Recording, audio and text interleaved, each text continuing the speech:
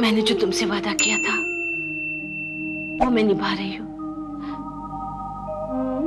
इसी में कुंती की भलाई है।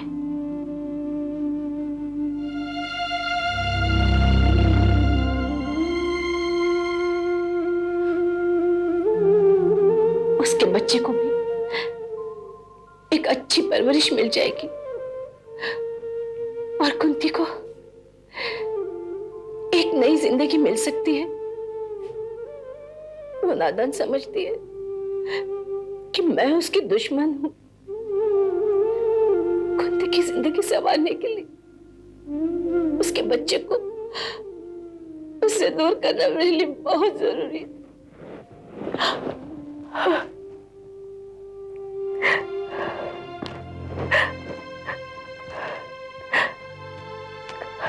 काश वो मुझे समझ सकते।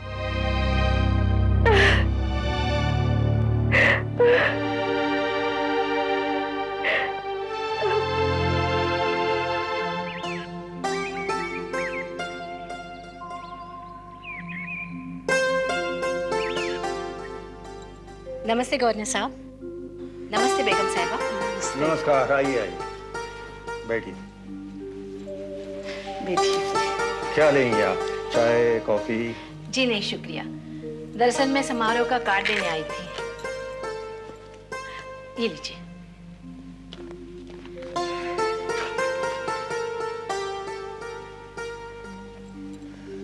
जानती हैं बेगम, यह आश्रम मजबूर और बेसहारा औरतों को ठिकाना देकर उनकी मदद करता है। ये लोग बहुत ही नेक काम कर रहे हैं। अच्छा, कहाँ है ये आपका आश्रम? यही चौक से आगे वाली सड़क पर। अच्छा, और आपके इस जलसे में प्रोग्राम क्या है? दरअसल इस आश्रम में आने वाली औरतें नाजायज बच्चों की माँ होती है।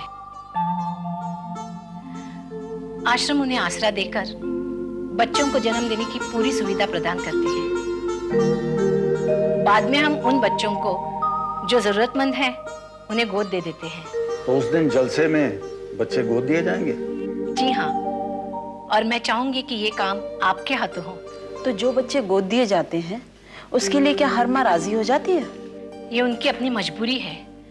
वो औरतें आश्रम में आती हैं इसलिए ताकि उनसे छुटकारा मिल सके। लेकिन एक माँ अपने बच्चे को अपनी आंखों के सामने किसी और को कैसे दे सकती है? पाप को अपने सीने से लगा के वो औरतें अपनी जिंदगी तो नहीं जी सकती। और फिर हम कोशिश करके उन बच्चों को ऐसे लोगों के हाथों सौंप देते हैं जो उनकी अच्छी तरह से देखभाल कर सके। मतलब है गोद लेने वालों से आप पहले ही पूछताछ करके इत्मीनान कर लेती है? जी। और वो जो एडॉप्शंस के रूल्स रेगुलेशंस हैं उन्हें आप फॉलो करती है? जी हाँ, बिल्कुल। मतलब अब तक काफी बच्चे अडॉप्ट किए जा चुके होंगे? साल में बहुत से बच्चे पैदा होते हैं। उन्हें गोद देकर हम उन्हें एक अच्छा भविष्य प्रदान करते हैं जो आश्रम में रहने वाली औरतें अपने बच्चों को कभी नहीं दे सकती। वाकई आप बहुत नेक काम कर रही हैं। उन बच्चों को आबाद करके उन्हें इज्जत और एक बेहतर जिंदगी देना बहुत बड़ा काम है। बेगम साहिबा, आप भी जरूर आइएगा। सॉरी, मैं नहीं आ पाऊंगी। क्या है, आपका जलसा 5 अगस्त को है और मैं 2 को लंदन जा रही हूँ, नहीं तो मैं जरूर आती। गवर्नर साहब, मैं आपको 4 बजे लेने आ जाऊंगी। अरे नहीं, आपने इत्तला कर दी, कार्ड दे दिया। वैसे भी मैं वक्त का बहुत पाबंद हूँ। मैं सही वक्त पर आपके आश्रम में हाजिर हो जाऊंगा। आपको और कोई तकलीफ करने की जरूरत नहीं है। Thank you so much. अच्छा जी, मैं चलती हूँ। नमस्ते।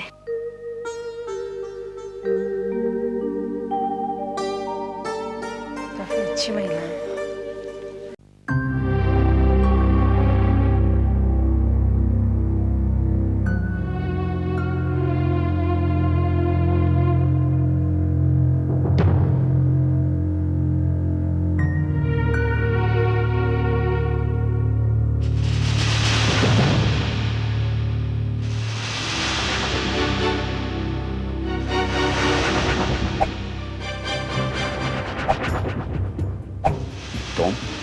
इस वक्त यहाँ आने की माफी चाहती हूँ गजेंद्र, लेकिन मेरे सामने समस्या ऐसी थी कि मुझे आना पड़ा।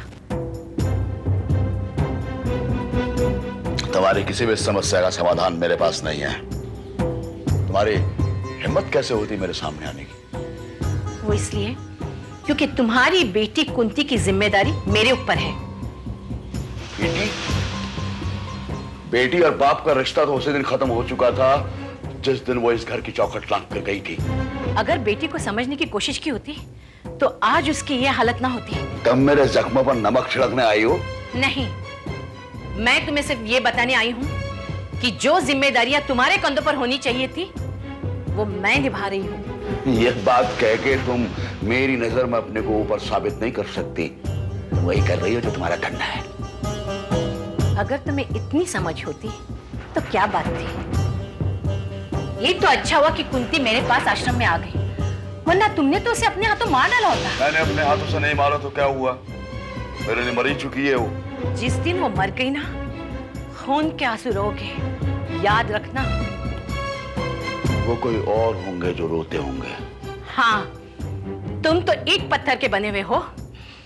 मैं तुमसे अब बहस करने नहीं, सिर्फ ये बताने आई हूँ कि मैं कुंती के बच्चे को गोद दे रही हूँ। मैं क्या करूं?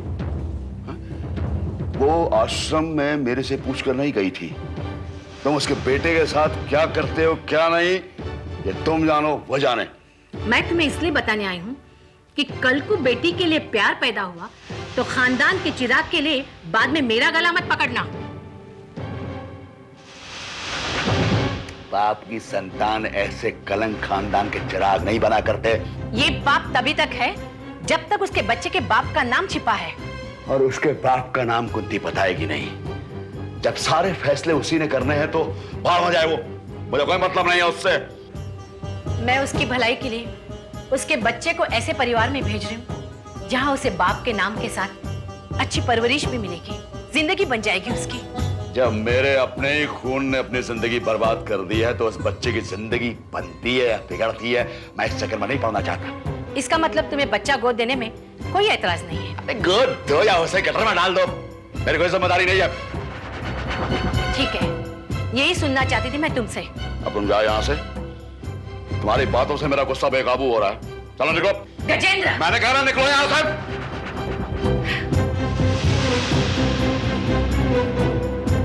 गजेंद्र, क्या तुम ये नहीं जानना चाहोगे कि कुंती के बच्चे का बाप कौन है? अरे बाहर आ जाए बाप। तुम निकलो यहाँ से।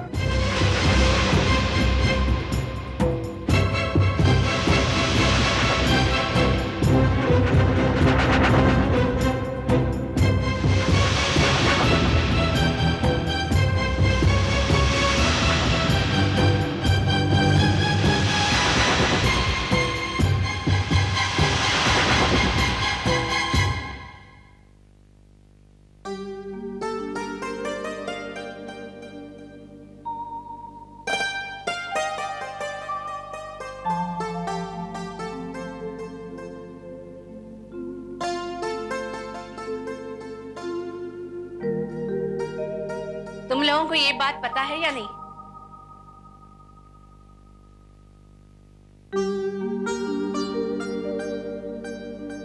आज से 15 दिन बाद आश्रम के रजत जयंती का समारोह है।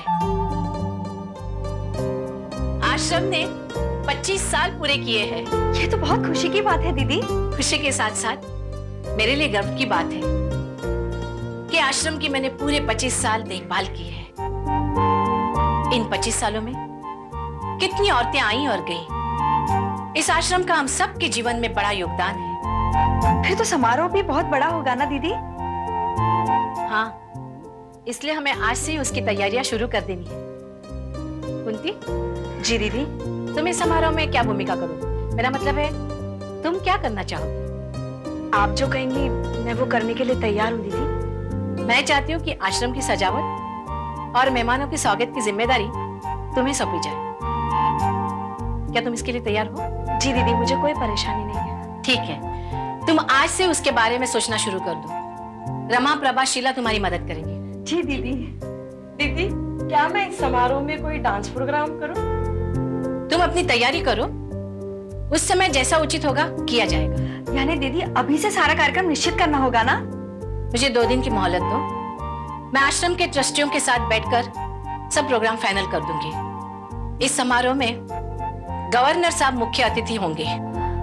क्या गवर्नर साहब आ रहे हैं? हाँ, इसलिए हमारी जिम्मेदारी अब ज्यादा बढ़ गई है। शीला, तुम आश्रम की साफ सफाई का काम अभी से शुरू कर दो। ठीक है दीदी। क्या आश्रम की पुताई वगैरह भी करवानी होगी? ये तो कार्यक्रम के बजट पे डिपेंड करता है। एक बार मेरी ट्रस्टीज के साथ मीटिंग हो जाए फिर मैं बताती हूँ। वैसे तुम एक काम करना, ये जो किचन की तरफ कचरा पड़ा हुआ है ना, उसकी सफाई अभी से कर दो। कुंती, मैं तो ऑफिशियल कामों में बिजी रहूंगी, तुम इन सब की निगरानी करना, ठीक है? तुम इतनी चुप क्यों हो? जी ऐसी कोई बात नहीं है दीदी। तो ठीक है, एक बार ऑफिस में आकर चेक करना कि इनविटेशन कार्ड्स दिए गए हैं या नहीं। अगर कुछ रह गए होंगे तो उन्हें भी पोस्ट कर देना, ठीक है? जी।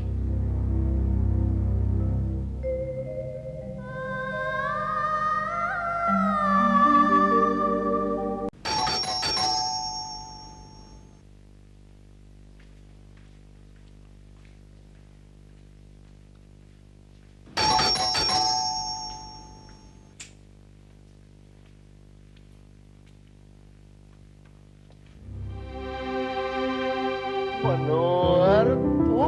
थैंक्स गॉड तूने मुझे पहचाना तो, वरना मुझे लग रहा था मुझे अपना परिचय देना पड़ेगा। अरे इतने पुराने दोस्त को कैसे भूल सकता हूँ? तो फिर गले लगना यार। क्या बात है, मजा आ गया। क्या बात है भैया। ओ बाप रे, 15 साल बाद तुझे देख रहा हूँ। हाँ? तू ऑस्ट्रेलिया से आया कब? अरे कल ही आया हूँ।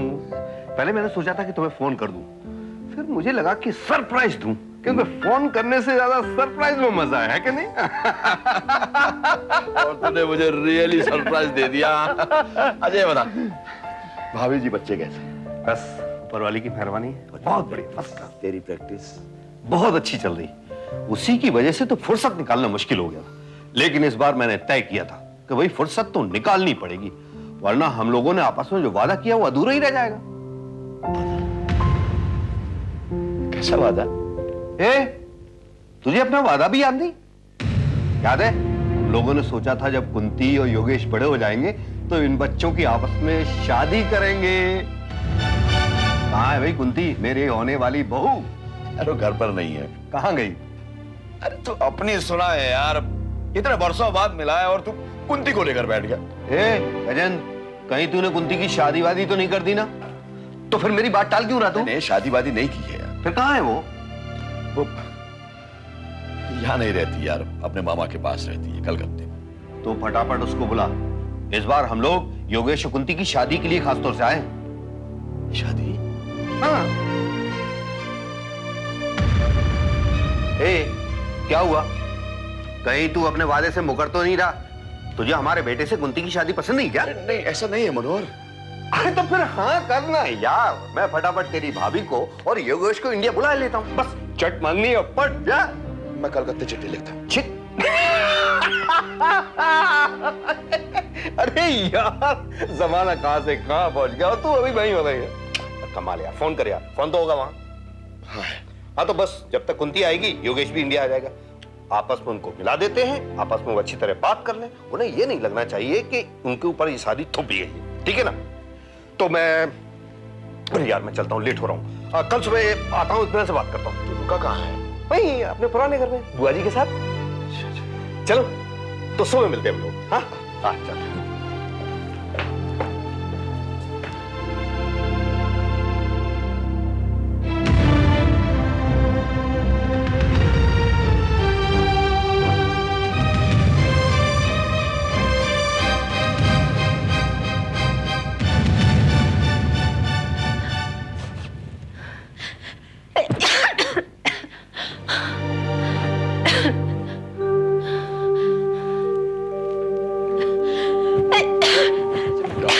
आराम करने को कहा है तो फिर तू उठकर क्यों आ गई यहाँ?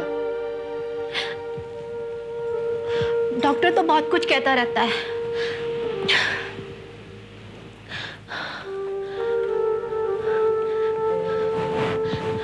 मैं जानती हूँ, मैं सिर्फ चंद दिनों की मेहमान हूँ। तू डॉक्टर से बढ़ के है, क्या फालतू बातें करती रहती? ठीक हो जाएगी तू, जाकर आराम कर। मैं तुमसे एक जरूरी बात करना चाहती हूँ। क्या बात है ऐसी? मेरे जाने के बाद कुंती का ख्याल रखोगे ना? बोलो, वादा करो मुझसे। कैसी बातें करती है तू? मैं उसका बाप हूँ, कसाई नहीं हूँ। कुंती बिना मुंह की बच्ची है, वह कुछ कहती नहीं पर अंदर ही अंदर सारा दर्द पी जाती है। उसको डांटना मारना मत। क्या हो गया तुझे? इस वक्त ये बातें क्यों कर रही है तू? शायद इन बातों के लिए बाद में मौका न मिले। और सुनो, मनोहर भाई ने अपने बेटे योगेश से कुंती की शादी का वादा किया है। हाँ मालूम है मुझे। मनोहर भाई के घर अगर कुंती बहू बनकर जाएगी तो उसे सब सुख मिल जाएगा। हाँ हाँ करा दूंगा। अगर मनोहर को कोई ऐतराज नहीं होगा तो मैं क्यों शादी में रुकावट डालूंगा। याद रखना, भूल मत जाना।